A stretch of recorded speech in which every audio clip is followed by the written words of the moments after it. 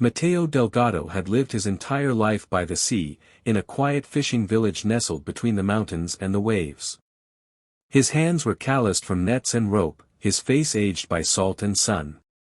But beneath the weathered skin beat a heart filled with dreams, not of riches or fame, but of something much rarer, justice.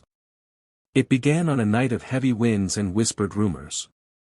The storm had rolled in with the fury of gods, tearing sails, capsizing boats, and swallowing lives whole. Among them was young Lucia, the daughter of the town's only healer, Rosa. She was bright, fierce, and loved by all who knew her. She had gone missing at sea that night. But Matteo had been there, he had seen something others had missed. He had spotted the ship. Not just any ship, but the dreaded one that came only in storms. Dark as ink and silent as death, it didn't sail for trade or rescue, it hunted. Stories told of it snatching the lost and the helpless, vanishing into fog like a ghost. The elders called it La Sombra del Mar, the shadow of the sea. Matteo never forgot the light that blinked once from the ship's mast, a single flicker like a candle in the night. And he never forgot Lucia's cry that was swallowed by the wind. He tried to tell the town, but fear closed their hearts. Some ships aren't meant to be followed, they said. Justice doesn't come from chasing ghosts. But Matteo couldn't forget. Not her face, not that light, not the silence that followed. So, on a grey morning heavy with mist, Matteo loaded his small boat with dried fish, 2 flasks of water, and a candle in a glass lantern. The villagers watched in silence as the old man sailed off, not chasing riches or escape, but chasing truth. He was 67 years old and had never sailed farther than the island reef. But now he aimed for the edge of the world. The days turned into weeks. He faced tides that tried to drown him, winds that screamed in defiance, and stars that vanished beneath a sky thick with sorrow.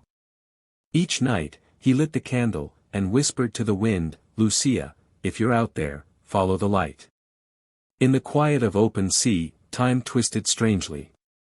He began to dream, of Lucia's laughter, of Rosa's hands grinding herbs, of his mother singing old lullabies from Andalusia. He thought of every soul that had vanished with no answers. Faces of forgotten children and lost fishermen drifted before his eyes like sea foam.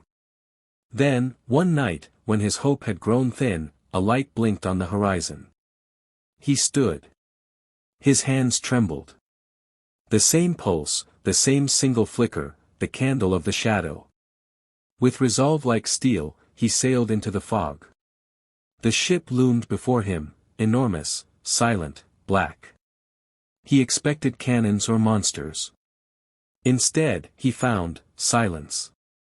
And grief. It was not a vessel of death, but of souls.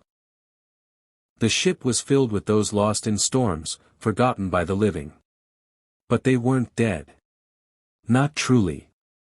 They lived in a world between breath and memory, a prison formed by the world's unwillingness to believe, to remember. Lucia was there, older now in spirit, her eyes wide as she saw him. "You came." "I lit the candle," Matteo whispered, and wept. The ship's captain, an ancient woman cloaked in midnight, emerged. She was not cruel, but bound to an oath. "These souls," she said, "are lost because no one fought for them. The world moves on. Only when someone searches, remembers, lights the way, can they return." Matteo fell to his knees. "Take me in their place. Let her go." The captain's eyes softened. "Compassion is the oldest magic," she said. "Because you came with love and not anger. Because you gave more than you asked, the curse is broken." The ship groaned, like wood sighing in relief. The fog lifted. One by one, lights returned to the lost.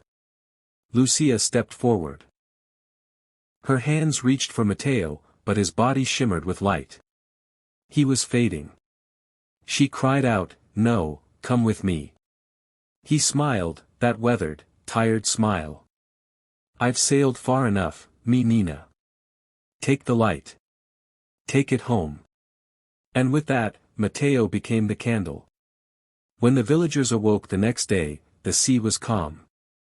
A single boat drifted to the shore, inside, Lucia, alive, clutching a glowing lantern.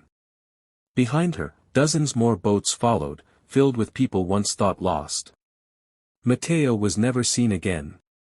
But in the healer's hut, Rosa kept his lantern lit forever. And from then on, any time a storm swallowed a ship, a candle would appear on the shore. A light in the night. A promise kept. Like and subscribe.